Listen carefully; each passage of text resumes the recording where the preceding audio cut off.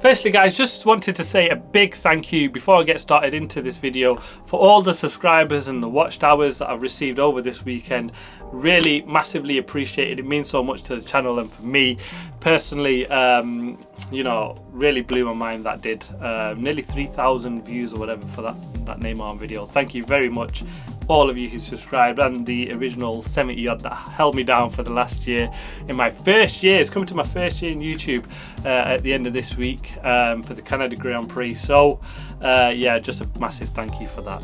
It's race week guys, and this weekend we're heading to Canada for the Montreal Grand Prix, an absolute personal favourite of mine. We've had some brilliant races here in the past. The tight, high speed, low downforce circuit, who can forget, with the chicanes at the end and the magnificent wall of champions that meets you right before the start finish straight. Remember, it met Damon Hill, Michael Schumacher and Jacques Villeneuve all in the 99 race. It's brilliant. We always get action. Who can forget the Robbie Kubica massive crash at the hairpin many years ago? And we've had some brilliant races here in the past. Lewis Hamilton's first race win after just 6 Grand Prix, who can forget that? Jenson Button hunting down Vettel in the rain in mixed conditions, and he finally got that win. Last time out we had Max Verstappen, who started on pole and won from pole. It wasn't so straightforward though. We had a magnificent charge from Carlos Sainz right at the end on the fresher tyres with the safety cars. We had virtual safety cars. It was a brilliant race, lots of overtaking, and I'm hoping for more of the same this weekend. Now for the tyres, Pirelli are bringing their softest in the range, the C3, C4 and the C5. The weather conditions, now there is some rain expected on Friday, nothing for the race Saturday or Sunday just yet. Some clouds, you never know, we could get mixed conditions again for qualifying and a mixed grid up for the race. That would be absolutely brilliant. We're like 3-4 weekends in a row where we've got rain, and I personally absolutely love it. There's a lot of high dang on this circuit, so sometimes we can see 2 stops. We've seen last year some drivers doing the 1-stop strategy. Let's see how that pans out, and them races like last weekend absolutely bring another element to the Grand Prix, don't they, with strategy. Now for the predictions, I'm going for Fernando Alonso for the win, and I know that is a bit ambitious looking at where he was last time out, but last year you've got to remember he was on second row of the grid in the Alpine, so it's a circuit he absolutely does really well at, he thrives at, and I think this is, you know, an upturn in performance at the Aston Martin here. It's a very different circuit to what we've seen in Spain, and I'm expecting Max to hit that wall of champions.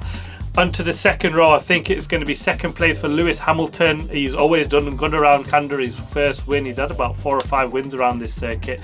And I'm going to go for Perez in third place. He's finally going to make his way back onto the podium of a poor string of results. It's the home race for Lance Stroll, and after a brilliant performance in Spain, I'm expecting him to continue that form here, and I'm going to see is better the rest in 4th place.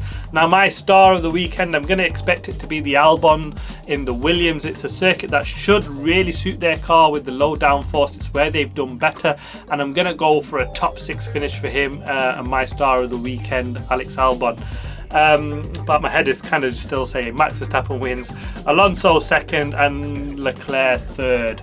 But let's see how that pans out. Finally, another news just before this weekend. It's something I haven't actually covered and has been tied up a little while ago. It's the Aston Martin and Honda link up for 2026.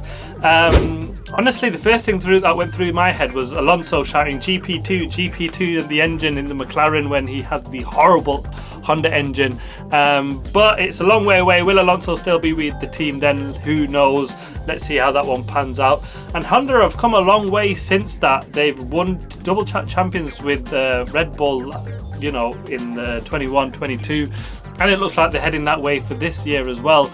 But I still think it's a bit of a risk for Aston Martin, and yes, I know Honda are doing great here, but it's a big change in 2026, and look at how they struggled to grasp the rules when they rejoined with the McLaren team. So there's risks on both sides. Now the split with Mercedes, you know, this was always going to happen. Mercedes said they wanted to drop a customer. They hinted that last year. Watch one of my previous videos on that.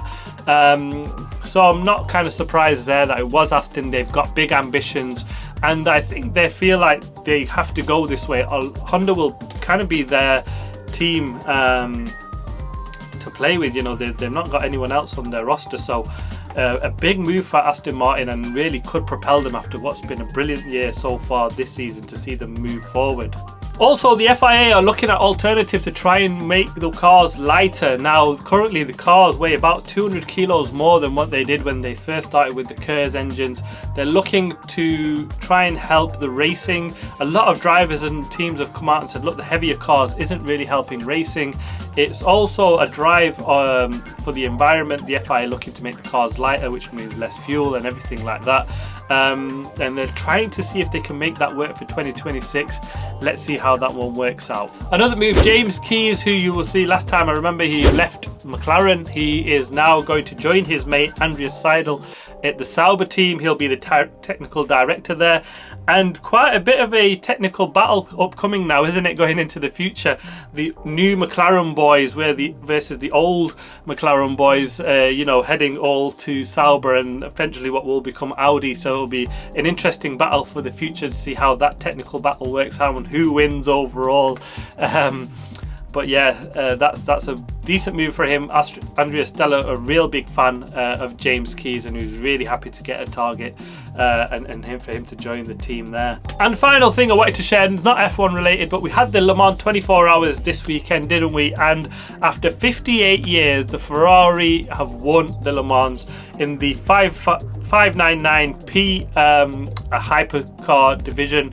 That car looks absolutely magnificent. And it was a brilliant win for the Ferrari team, and actually surprisingly it added a lot of pressure on the Formula 1 team. Even the president coming out and saying, look, we're still committed to our Formula 1 project despite the win, and probably they should or could learn something from the Le Mans team here.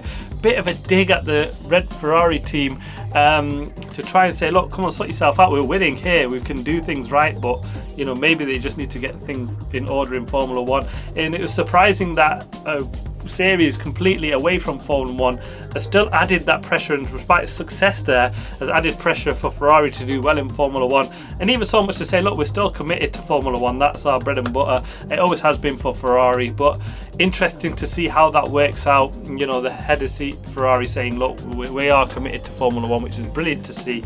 And I thought always that would be the case, but wow, what a win after 58 years, and that car looks absolutely stunning, doesn't it? But yeah, there we go, back to Formula 1. Really looking forward to this weekend. We always get a special race here in Canada. Let's hope for the same this time out.